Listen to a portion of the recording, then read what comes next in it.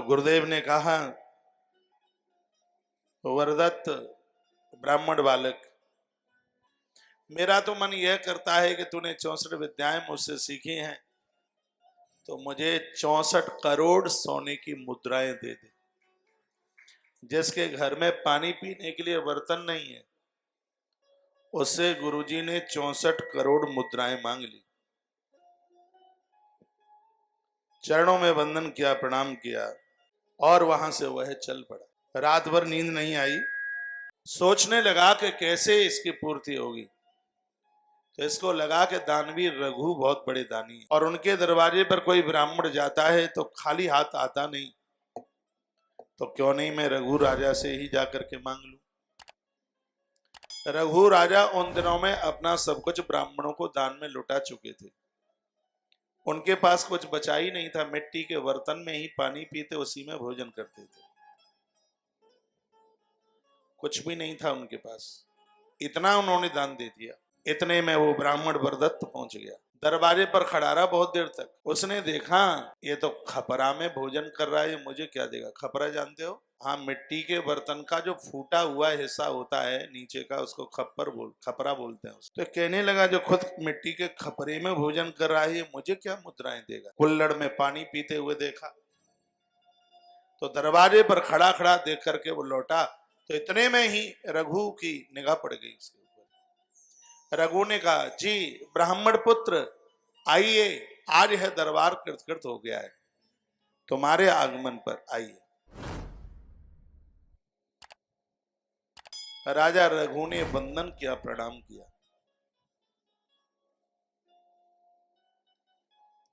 तीनों वर्णों के लोगों ने सदैव से ब्राह्मण को वंदन किया है, प्रणाम किया है,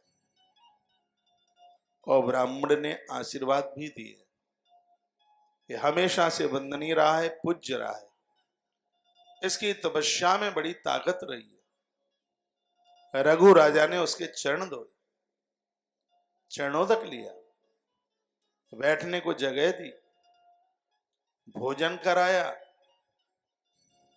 और उसके तत्पश्चात कहा कि दास को आदेश दीजिए, आपका आना कैसे हुआ। तो ब्राह्मण बालक ने कहा, छोड़िए। कहा, छोड़ें कैसे, आप बताइए कैसे आना हुआ। कहा, आना तो काम से हुआ, लेकिन जब तुम कर ही नहीं सकते तो फिर मैं बोल करके करूंगा क्या। नहीं, बताइए। तो क्या तुम कर दोगे वो काम? मैं कुछ मांगने के लिए आया हूं, दे दोगे? रघु राजा ने कहा, ब्राह्मण बालक, दूंगा दूंगा, और तीसरी बार कहा कि दूंगा। इतना कहा तो वह ब्राह्मण पुत्र बोला, राजन, मुझे गुरु महाराज की दक्षिणा चुकानी है। मैंने उनसे संपूर्ण विद्याएं पढ़ी हैं। 64 करोड़ स्वर्ण मुद्राएं मैं गुरुदेव के चरणों में समर्पित करूंगा। क्या वह तुम मुझे दे पाओगे? राजा एक क्षण के लिए तो सोच में पड़ गए। राजा ने तत्काल कहा, हे ब्राह्मण बालक, इसके लिए मुझे 7 दिन का टाइम चाहिए। वरदत्त ने कहा कि वो टाइम मैं तुम्हें देता हूं। वरदत्त चला गया। ब्राह्मण बालक, राजा ने पूरे नगर के अमात्यों को इकट्ठा किया और यह घोषणा की कि जिनके पास में सोने की मुद्राएं हैं, मैं कुछ समय के बाद में उसका 10 गुना करके मैं वापस लौटा दूंगा। आपके पास जितनी मुद्राएं हैं वो सब मुझे दे जाओ। मैं ऐसे ही नहीं रखूंगा, उसका 10 गुना, एक एक मुद्रा की 10-10 मुद्राएं वापस करूंगा। पता लगाया तो पूरी अयोध्या में 1 करोड़ भी पूरी अवध में मुद्राएं नहीं होने वाली थी इकट्ठा करने पर। बड़े परेशान है रघु। रघु नारद जी के परम भक्त हैं।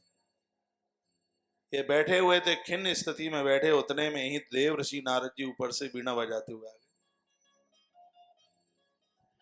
रघु ने नारद जी को आते हुए देखा, चरणों में वंदन किया, प्रणाम किया। कहा, गुरुदेव, मैं बड़े कष्ट में हूं, परेशानी में हूं, मेरी सहायता कीजिए। नारद जी ने कहा, बोलिए क्या बात है। मेरे सामने एक ब्राह्मण बालक आया, वरदत्त, और उसने मुझसे इतनी करोड़ मुद्राएं मांग ली। मैंने उसको हाँ कर दिया तो मुझे बोल के गया है कि लड्डू के बहाने बालक को भरमा रहे हो क्या? तुमने देखी है 64 करोड़ मुद्राएं कितनी होती हैं? गुरुदेव देखी तो मैंने नहीं है, लेकिन मैंने कह दिया है कि मैं संकल्प की पूर्ति करूंगा। या तो 7 दिन में मैं उसे मुद्रा दूं या फिर अपना प्राण त्याग दूंगा, दोनों में से एक ही काम होगा। देवर्षि नारद जी ने कहा प्राण मत त्यागो, मैं उपाय बताए देता हूं। उपाय यह है कि संपदा का मालिक, यक्षों का मालिक कुबेर है, और कुबेर के पास में है मुद्राएं। वैसे तो वो देगा नहीं, उसके ऊपर चढ़ाई चढ़ा दो। जब तुम इंद्र को बंदी बनाकर 7 दिन अयोध्या में पटक सकते हो, और उस समय तो तुम्हारी सिर्फ 9 ही वर्ष की उम्र थी, अब तो तुम युवान हो, और जब कुबेर के ऊपर तुम चढ़ाई चढ़ाओगे तो कुबेर नहीं रह पाएगा और वह तुम्हें मुद्राएं दे देगा। और नारद जी तो छूमंतर हैं, इतना कहा और चले गए वहां से। समाधान अच्छा लगा रघु को। रघु ने अपनी फौज संभाली और चल पड़े। इतने में सूचना कुबेर को सूचना मिल गई। उनका कोई व्यक्ति अयोध्या में रहता था और उसने जाकर के बोल दिया कि ऐसे ऐसे कुबेरपुरी लुटने वाली है। राजा रघु ने बहुत बड़ी सेना लेकर के तुम्हारे ऊपर धावा बोल दिया। डर गया कुबेर, और कुबेर ने उसी समय अपना एक बंदा भेजा और कहा राजा रघु को बोल दो कल सुबह ही 64 करोड़ मुद्राएं बिना कहे आ जाएंगी। हमारी पुरी के ऊपर राजा चढ़ाई ना बोले। सूचना मिली, राजा ने अपनी फौज वापस कर दी। दूसरे दिन कुबेर ने अपने अमात्यों के द्वारा 64 करोड़ मुद्राएं अयोध्या में भेज दी, अवध में भेज दी। 7 दिन का समय मांगा था। वरदत्त ब्राह्मण आ गया, कहा राजन 7 दिन पूरे हो गए। राजा ने कहा मुद्रा भी तुम्हारी और पूरा कोष भी तुम्हारा, ले जाओ। वरदत्त ने कहा कि हम ब्राह्मण हैं, जो मांगा है बस उतना ही दे दो, पूरा खजाना हमें बिल्कुल भी नहीं चाहिए।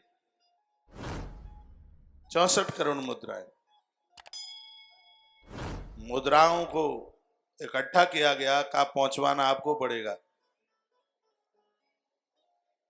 इतनी संख्या थी राजा के पास, एक एक व्यक्ति हजार हजार मुद्राएं लेकर के चला।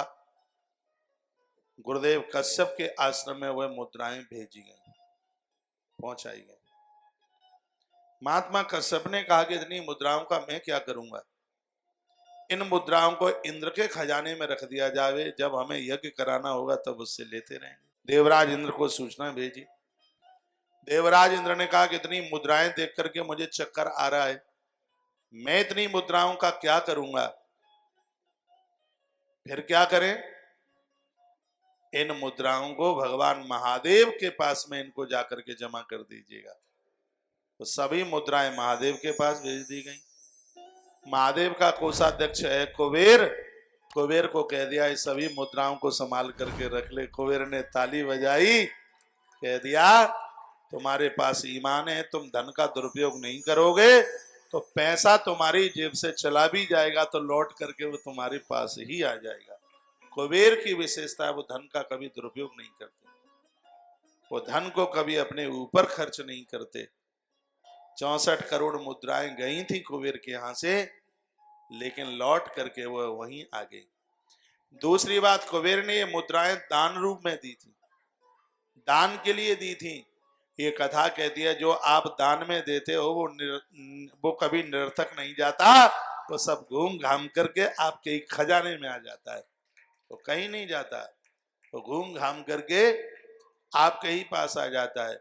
और 64 करोड़ ही मुद्राएं नहीं, राजा दिलीप के और राजा रघु के खजाने में जब ये मुद्राएं आई थी, तो धन की वृद्धि उसमें हो रही थी, तो और भी धन वहां पर चल करके आया। ऐसी अद्भुत ये कथा मुझे बड़ी बढ़िया ये कथा लगी है।